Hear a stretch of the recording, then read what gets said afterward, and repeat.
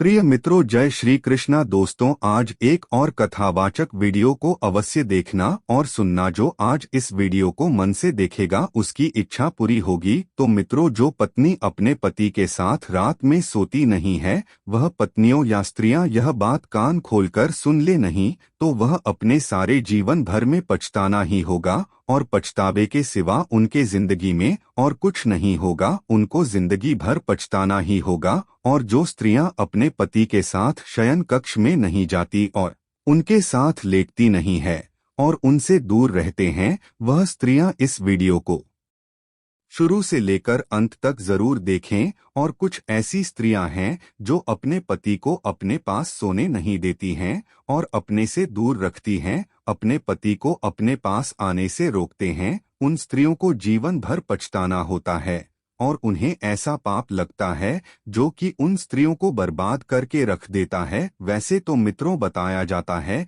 कि पति और पत्नी को एक साथ में सोना चाहिए, लेकिन मित्रों, आप सभी यह बात सुनकर बड़े आश्चर्य में पड़ जाएंगे कि पति पत्नी को क्या कोई जरूरी है कि एक साथ में ही सोए। मित्रों, क्या कोई जरूरी है कि पति और पत्नी को एक साथ ही सोना चाहिए? चलिए मित्रों, मैं आप सभी को एक कथा के माध्यम से बताऊंगा कि पति और पत्नी को एक साथ सोना चाहिए या नहीं सोना चाहिए। और वह स्त्रियां जरूर से इस वीडियो को दिखेंगी जो कि अपने पति को अपने से दूर रखती हैं और अपने पास आने नहीं देती है, और उनका पति उनके पास जाता है तो वह स्त्रियां अपने पति को खरी खोटी सुनाती है, भला बुरा कहती है और बहुत ही गालियां देती हैं। तो मित्रों, वह स्त्रियां इस वीडियो को जरूर देखें, क्योंकि जो स्त्री अपने पति को अपने पास आने नहीं देती है, उनको एक बहुत बड़ा पाप लगता है। मित्रों, एक बार की बात है, उत्तर प्रदेश में एक स्वभावमान नगरी थी। उस नगर में एक छोटा सा जंगल था और उस जंगल के बीचों बीच में एक छोटा सा तालाब था और उस तालाब के किनारे छोटे छोटे पेड़ थे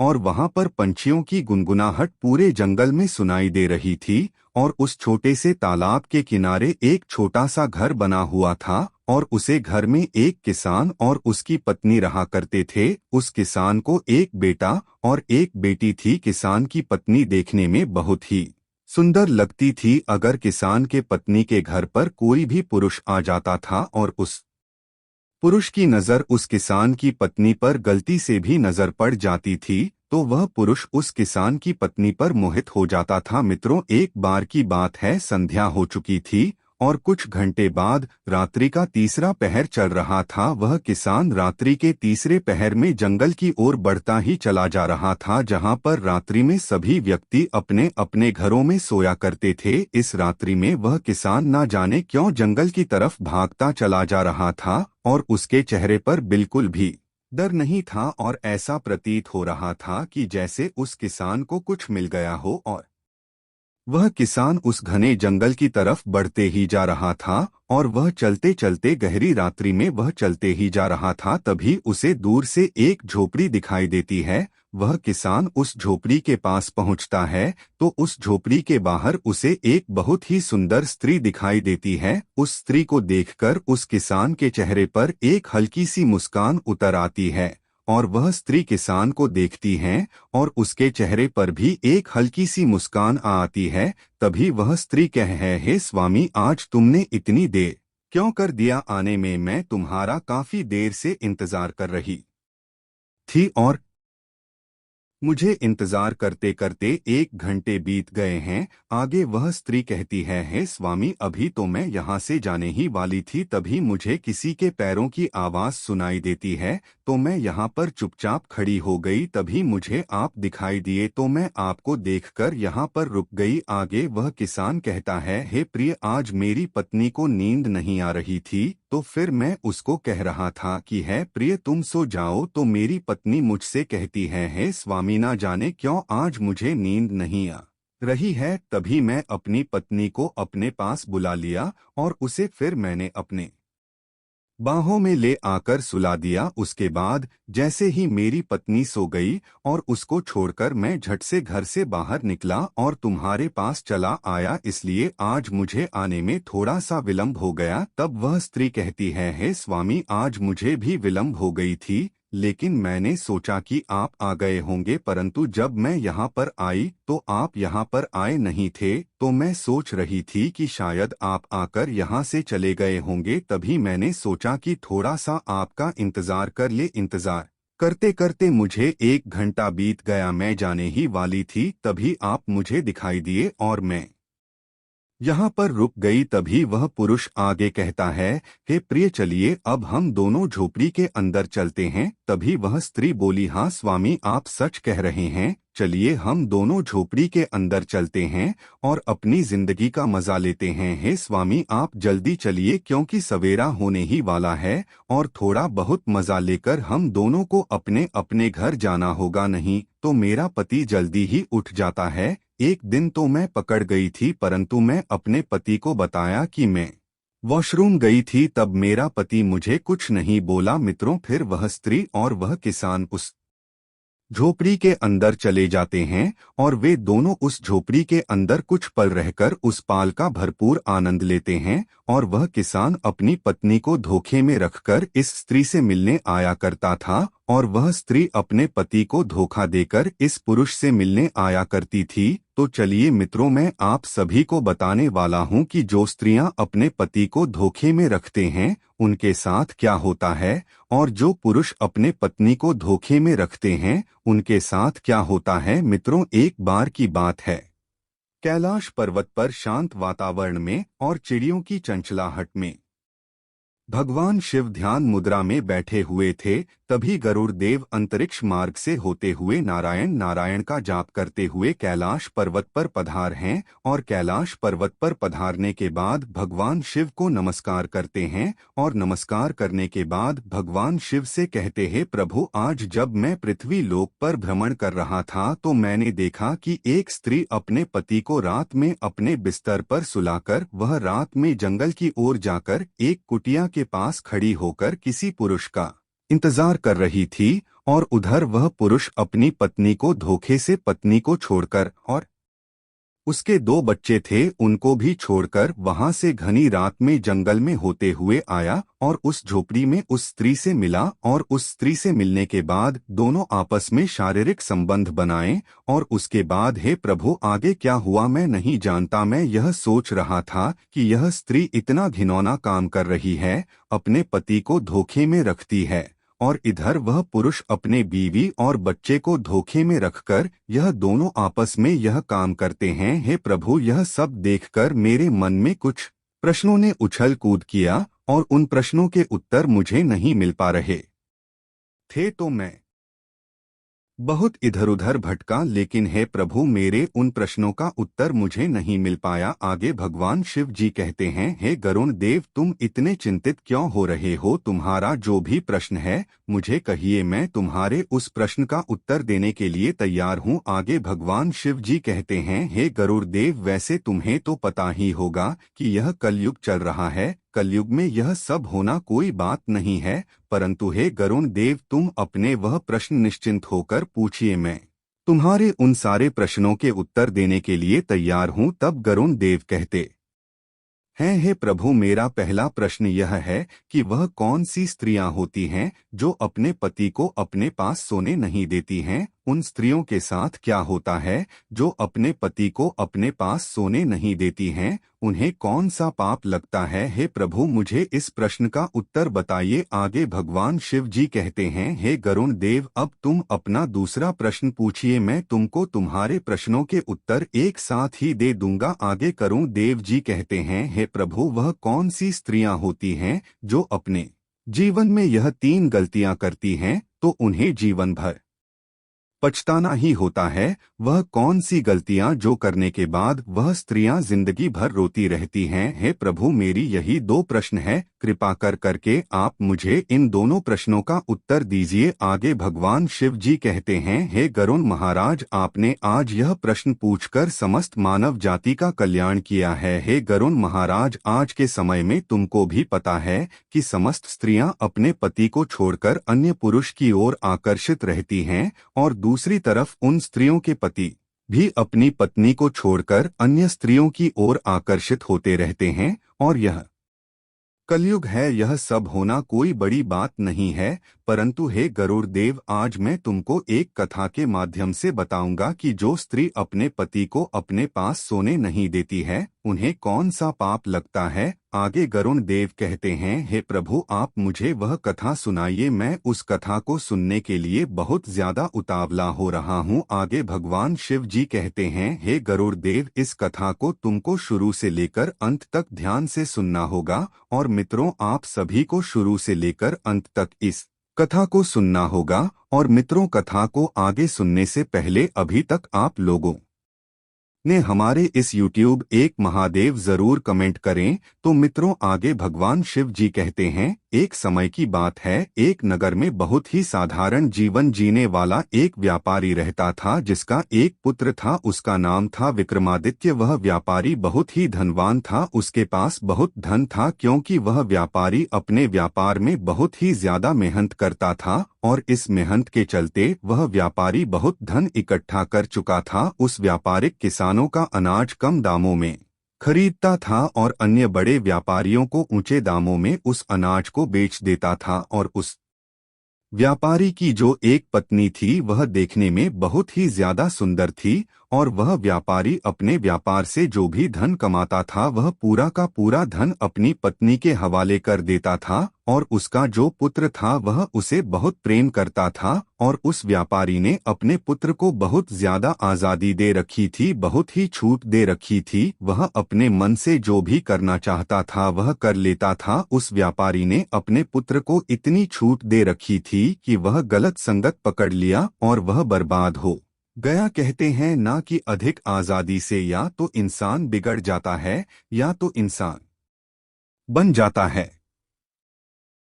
तो उस व्यापारी के पुत्र के साथ यह हुआ कि वह पुत्र बिगड़ गया। वह गलत लोगों के साथ रहकर गलत रास्ते पर जाने पर मजबूर कर देती है, क्योंकि ज्यादा आजादी पुत्र के लिए हानिकारक होती है। उस व्यापारी का बेटा, जिसका नाम विक्रमादित्य था, वह जुआ भी खेलने लगा और अपने पिता का धन जुए में उड़ाने लगा। वह अपनी माँ से झूठ बोलकर धन ले जाया करता था और जुए में हार जाया करता था। और मित्रों, वह इतनी कम उम्र में अपनी काम वासना को शांत करने के लिए वेश्याओं के पास जाने लगा। और इस दिन कहीं से उस व्यापारी को खबर मिलती है कि तुम्हारा पुत्र अपनी हवस बुझाने के लिए वेश्याओं के पास जाता है और वह नशा पत्ती भी करता है और वह जुआ भी खेलता है। और वह व्यापारी अपने मन ही मन में सोचता है, इसका खर्च बहुत ज्यादा बढ़ गया है, अब कोई उपाय करना ही होगा। फिर उस व्यापारी ने सोचा, अब मुझे अपने पुत्र का विवाह कर देना चाहिए, क्योंकि जब इसका विवाह हो जाएगा तो घर में इसकी पत्नी आ जाएगी, तो जितने भी यह कारनामे करता है वह सारे के सारे भूल जाएगा। और जो यह वेश्याओं के पास जाता है तब इसकी पत्नी आ जाएगी, तो यह कहीं नहीं जाएगा। यह सब सोचकर उस व्यापारी ने एक धनवान सेठ के यह रिश्ता देखा और उस सेठ की बेटी से अपने पुत्र, जिसका नाम विक्रमादित्य था, उसका विवाह कर दिया। विक्रमादित्य की जो पत्नी थी उसका नाम मोहिनी था। मोहिनी देखने में बहुत ही सुंदर लगती थी और वह सुंदर होने के साथ साथ अत्यंत रूपवान, गुणवान और अच्छे दिल वाली स्त्री थी। विक्रमादित्य की शादी हो जाने के बाद विक्रमादित्य घर में ही रहने लगा, क्योंकि उसकी पत्नी इतनी सुंदर थी कि वह अपनी पत्नी को छोड़कर कहीं नहीं जाता था और उन वेश्याओं को भूल गया था। कुछ समय बाद विक्रमादित्य के माता पिता वृद्धावस्था में पहुंच गए, वह बूढ़े हो गए और एक दिन ऐसा आया कि वह दोनों की मृत्यु हो गई और इस दुनिया को छोड़कर चले गए। भगवान शिव जी आगे कहते हैं, हे गुरुदेव, तुम इस कथा को ध्यान से सुन रहे हो ना? अब मैं जो बताने जा रहा हूँ वह पूरे ध्यान से सुना। तब गरुड़ देव जी कहते हैं, हे प्रभु, मैं पूरे तन मन से इस कहानी को सुन रहा हूँ, कृपा करके आप कहानी को और आगे सुनाइए। तब भगवान शिव कहानी को आगे बताते हुए कहते हैं, हे गरुड़ महाराज, विक्रमादित्य की तो कामवासना शांत हो गई, लेकिन उसकी जुआ खेलने की आदत नहीं गई और जुआ खेलते खेलते विक्रमादित्य की सारी संपत्ति लुट गई और वह जुए में पूरी संपत्ति हार गया। अब उसके पास बिल्कुल भी धन नहीं था और ना ही उसके पास कोई हुनर था कि वह कहीं से भी धन कमा सके। उसके पिता ने जो भी धन कमा कर गया थे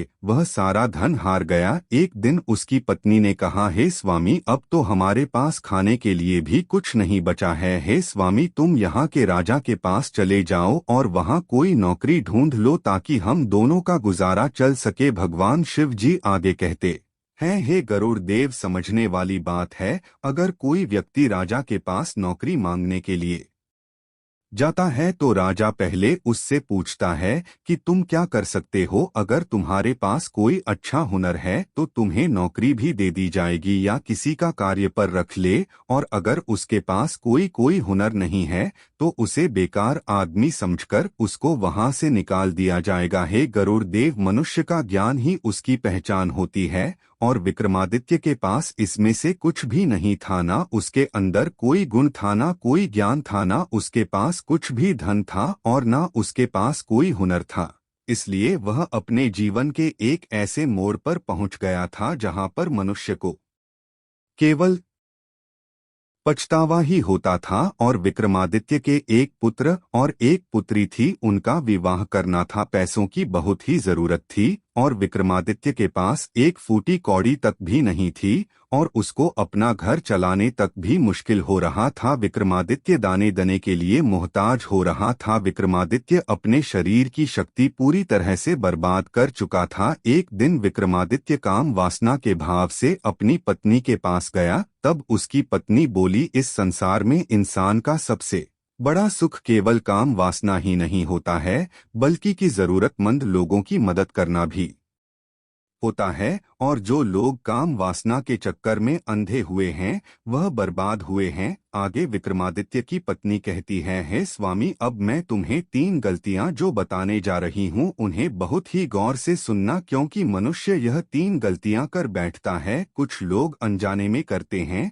तो कुछ लोग जानबूझकर कर बैठते हैं, और जो लोग यह गलतियां कर बैठते हैं वे बाद में पूरी तरह से बर्बाद हो जाते हैं। सबसे पहली गलती यह है, जो अपने जीवन के शुरुआती दिनों में अच्छी शिक्षा और हुनर नहीं सीखते हैं तो अपने जीवन और करियर में कई तरह की दिक्कतों का सामना करते हैं। आपकी यही गलती आपको जीवन भर परेशान कर सकती है। दूसरी गलती यह है, कार्यों को टालने की आदत। अगर आप अपने जवानी के दिनों में किसी भी काम को करने में आनाकानी करते हैं और उस समय का सही तरीके से इस्तेमाल नहीं करते हैं तो ऐसा होने की वजह से आगे चलकर आपको अपने लक्ष्य को हासिल करने में काफी परेशानी हो सकती है। तीसरी गलती यह है, गलत संगत में रहना। अपनी जवानी के दिनों में गलत संगति में पड़ जाना और बुरी आदतों की लत लगा लेना आपको आने वाले समय में तरक्की करने से रोक देगा और आपको बर्बादी की ओर ले जाएगा। और सबसे जरूरी बातें हैं कि सेहत का ध्यान न रखना। अगर आप जवानी के दिनों में अपनी शारीरिक और मानसिक सेहत का ध्यान नहीं रखते हैं तो समय में आगे चलकर आपको कई तरह की बीमारियां भी हो सकती हैं। इसलिए अपनी सेहत का विशेष ध्यान रखना अति आवश्यक होता है। विक्रमादित्य की पत्नी विक्रमादित्य से आगे कहती है, हे स्वामी, तुमने तो अपने जीवन की शुरुआत ही गलत तरीके से कर ली, इसीलिए आज हम लोगों को इस तरह की दिक्कतों का सामना करना पड़ रहा है। अब मैं तुम्हारे साथ काम क्रीड़ा नहीं करना चाहती हूँ, तुम्हारे साथ ना सोना चाहती हूँ और ना ही सुलाना चाहती हूँ। अब हम दोनों की उम्र भी आधी से ऊपर हो गई है। मैं भगवान की सेवा करना चाहती हूँ। भगवान हम लोगों की सहायता अवश्य करेंगे। अब यही समय है आत्मा को परमात्मा से जोड़ने का। बाल अवस्था यानी जवानी तक लोगों का जीवन ब्रह्मचारी होता है। ब्रह्मचारी के बाद लोग विवाहित जीवन में आते हैं। विवाहित जीवन में आने के बाद लोग पुत्र की कामना करते हैं। पुत्र होने के बाद लोग बहू की कामना करते हैं। फिर बूढ़े हो जाते हैं और फिर उस ब्रह्मचारी जीवन में वापस चले जाते हैं जहां से विवाहित जीवन में आए थे, इसीलिए ब्रह्मचारी जीवन में जाना ही बेहतर है। जिस तरह युवावस्था को बर्बाद किया है, उसी तरह वृद्धावस्था नहीं करना चाहिए। पूजा पाठ भजन कीर्तन आदि करना चाहिए, और मैं अपने आप को बर्बाद नहीं होने देना चाहती हूँ। अब तो तुम समझ ही गए होंगे कि मैं तुम्हारे साथ काम क्रीड़ा क्यों नहीं करना चाहती हूँ और तुम्हारे साथ क्यों नहीं सोना चाहती हूँ। अब हम लोगों का केवल एक ही लक्ष्य है, अपने बच्चों का विवाह कर देना। तुम काम कड़ा को भूलकर मेहनत पर ध्यान दो, एक दिन भगवान हम लोगों की जरूर सुनेगा। आगे भगवान शिव कहते हैं कि हे गरुण महाराज, उस विक्रमादित्य की पत्नी ने सही कहा था। जो लोग मुझसे सच्चे मन से जुड़ जाते हैं, उन्हें कभी कोई चीज की तकलीफ हो ही नहीं सकती। फिर क्या होता है, उस औरत को एक बूढ़ी औरत मिल जाती है, और वह बूढ़ी औरत जो थी अपना ना सारा धन संपत्ति विक्रमादित्य की पत्नी को दे देती है, और उसी के घर में रहने लगती है, और कहती है कि मेरे पास कोई पुत्र नहीं है, तुम ही मुझे संभालो, मुझे तो 2 वक्त की रोटी मिल जाए, इतना ही मेरे लिए काफी है। फिर वह बूढ़ी औरत विक्रमादित्य के घर पर ही रहने लगती है। विक्रमादित्य ने अपने दोनों लड़कों का विवाह भी कर दिया, और हंसी खुशी से पूरे परिवार में रहने लगता है। भगवान शिव कहते हैं कि हे गरुड़ देव, उस बूढ़ी के धन से विक्रमादित्य की बीवी का परिवार जो था उसमें सुधार तो आ गया, उसके घर में धन भी हो गया था, परंतु विक्रमादित्य थोड़ा गलत मार्ग पर पहुंच गया। उसकी पत्नी ने उसके साथ सोने से मना कर दिया, काम क्रीड़ा करने से भी मना कर दिया। भगवान शिव आगे कहते हैं, हे गरुड़ महाराज, इसीलिए विक्रमादित्य दूसरे रास्ते पर निकल गया, जो रास्ता विक्रमादित्य के लिए बहुत ही गलत था, जिसे आप देख करके आ रहे हो। विक्रमादित्य जो था वह एक स्त्री के प्रेम के जाल में फंस गया था, क्योंकि उसकी स्त्री जो थी ना तो उसके साथ सोती थी और ना उसे सोने देती थी, और ना ही उसकी काम वासना को शांत करने के लिए उसके साथ काम क्रीड़ा करती थी। अपनी काम वासना से पीड़ित होकर के वह मन मौजी था, दूसरी स्त्री के प्रेम के जाल में फंस जाता है, और रात्रि में अपनी पत्नी को सुलाने के बाद गांव से बाहर एक झोपड़ी में जाकर के उस पत्नी के साथ अपनी काम वासना को शांत करने के लिए उसी झोपड़ी पड़ी में काम वासना को शांत करता है। काम वासना को शांत करने के बाद दोनों अपने अपने घर चले जाते हैं। भगवान शिव कहते हैं कि हे गरुड़ देव, मेरे कहने का मतलब है कि स्त्री को यह भी नहीं करना चाहिए, एकदम से इस तरह से अपने पति का त्याग नहीं करना चाहिए जिस तरह से विक्रमादित्य की पत्नी ने कर दिया था, क्योंकि एकदम से जो स्त्री अपने पति के साथ सोना छोड़ देती है और उसके साथ काम क्रीड़ा करना बंद कर देती है, तो उसका पति जो है वह गलत रास्ते पर निकल ही जाता है, क्योंकि अपने पति को धीरे धीरे सही रास्ते पर लाया जा सकता है, एकदम से नहीं लाया जा सकता। अब मैं स्त्रियों के लिए 3 महत्वपूर्ण बातें बताता हूँ जो स्त्री को कदापि नहीं करनी चाहिए। नंबर 1, स्त्री को अपने पति के साथ रात्रि में विश्राम करना, उसके साथ सोना बिल्कुल बंद नहीं करना चाहिए, एकदम नहीं छोड़ना चाहिए। और जो स्त्रियां अपने पति के साथ रात्रि में सोने से इनकार करती हैं, तो वह पति जो है फिर दूसरी स्त्रियों की तलाश में निकल ही जाता है। इसलिए स्त्री को चाहिए कि वह अपनी पति के साथ रात्रि में सोने का त्याग ना करें। नंबर 2, स्त्री को यह भी चाहिए कि अपने पति के साथ काम क्रीड़ा करना भी बंद ना करें। जो स्त्री अपने पति के साथ काम क्रीड़ा नहीं करती है, एकदम से उसे बंद कर देती है, तो पति व्यभिचारी बन जाता है और वह पराई स्त्री के साथ व्यभिचार करने लगता है, क्योंकि स्त्री जो है वह अपने पति को व्यभिचार करने से बचाती है। जो स्त्री अपने पति की सारी इच्छाएं पूर्ण करती है और एक दिन सही रास्ते पर लाकर के उसे खड़ा कर देती है, तो वही स्त्री उत्तम मानी जाती है। और जो स्त्री अपने पति से शारीरिक संबंधों का त्याग कर देती है, तो वह स्त्री अपने पति के व्यभिचारी होने की दोषी कहलाने लगती है। इसलिए हर स्त्री को चाहिए कि वह अपने पति के साथ काम क्रीड़ा करें और अपने पति की काम वासना को भी शांत करें ताकि उसका का पति पराई स्त्री के चक्कर में व्यभिचार ना कर पाए। नंबर 3, स्त्री को चाहिए कि उसका पति यदि काम वासना में अधिक लिप्त रहता है तो धीरे धीरे उसे सही रास्ते पर लाएं, उसे अच्छी अच्छी भगवत चर्चाएं सुनाएं, अच्छा अच्छा सत्संग करवाएं और जहां भगवान की चर्चाएं चलती हो वहां उसे लेकर के जाएं ताकि उसकी दूषित बुद्धि में सुधार आ पाए और वह धीरे धीरे सही रास्ते पर आ जाए, भगवान का भजन कर पाए और भगवान का तप कर पाए। तभी पति पत्नी का जीवन सफल होता है। ऐसा नहीं है कि स्त्री तो भगवान की भजन में लिप्त हो गई और पति व्यभिचार करने लगा और पति का उसने शारीरिक संबंधों से बिल्कुल त्याग कर दिया, पति व्यभिचार के मार्ग पर पहुंच गया और खुद स्त्री भगवान के भजन में लिप्त हो गई। तो यह भी गलत है, क्योंकि पति पत्नी जो होते हैं वह जिंदगी रूपी गाड़ी के दोनों पहिया होते हैं और एक पहिया जो होता है वह अगर रास्ते से बाहर निकल जाता है तो चलने में गाड़ी को झटका लगता है। इसलिए स्त्री को चाहिए कि हर तरह से अपने पति की इच्छाएं पूर्ण करते हुए उसे सही रास्ते पर लाकर के खड़ा कर देना। ऐसा जो स्त्रियां करती हैं वह स्त्रियां इस समाज में सर्वश्रेष्ठ कहलाती हैं और अपने पति को गलत रास्ते पर जाने से रोक लेती हैं और व्यभिचार करने से भी बचा लेती है ताकि अपने साथ साथ अपने पति का भी कल्याण करवा देती है। भगवान शिव कहते हैं कि हे महाराज, अब तो तुम जान ही गए होंगे कि जिस पुरुष को आप देख करके आ रहे हो उस झोपड़ी में स्त्री के साथ जो काम क्रीड़ा में लिप्त था वह विक्रमादित्य ही था, जो उसकी स्त्री ने उसके साथ शारीरिक संबंधों से बिल्कुल अपना मोह मोड़ लिया था। ना तो उसके साथ सोई थी और ना उसके साथ काम क्रीड़ा करती थी। अपनी काम वासना को शांत करने के लिए विक्रमादित्य जो था वह पराई स्त्री के साथ व्यभिचार करने में लिप्त हो गया, जिसे आप देख करके आ रहे हो। गरुण महाराज अपने प्रश्नों का उत्तर जानकर बहुत प्रसन्न हो जाते हैं और नारायण नारायण का जाप करते हुए वहां से प्रस्थान कर जाते हैं। तो मित्रों, इस कथा को सुनकर आपको एक जानकारी प्राप्त हुई होगी और वीडियो पसंद आई हो तो लाइक करें और चैनल को सब्सक्राइब करें। धन्यवाद।